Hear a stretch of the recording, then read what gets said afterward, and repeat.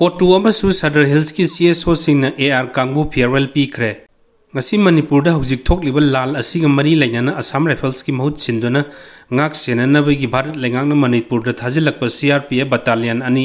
harautiamna kangpokpi da okre okpagi thorum asida COTU amadi Sadar Hills ki CSO singna mapung oina sinduna kangpokpi gi LNC gi conference hall pangthoki loinana Manipur da gi hanki kadaba AR singbu farewell pikhi thorum adura AR amadi CRPF ki GGP sing amadi makok thongba official sing COTU amadi CSO singi thaupuba singsu saruk yakhi hairi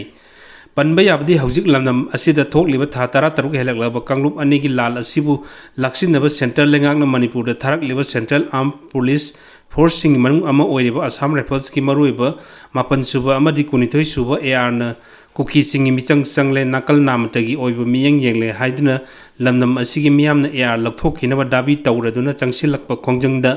lumna laubaga loinana mapan suba kunithoi suba AR battalion ani lakthokpa hokre mapan suba amadi kunithoi suba AR asi lakthoklaga Jammu and Kashmir da thakhrgani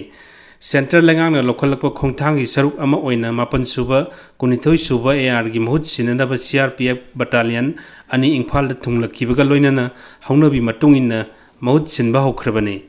UCM na zomi miyam gi thabak thorum da khut thingjillakanu ngamkhai gi samal khaba center da gi apamba tawsanu ZCA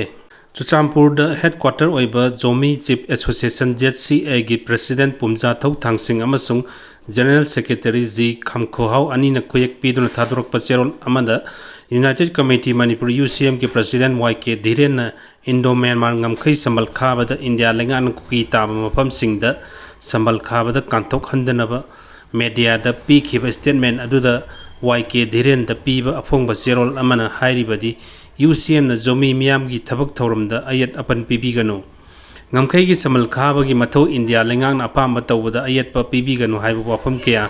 zomi chief association gi afongba zerol asina hairi zomi chief association da UCM gi president da piba afongba zerol asina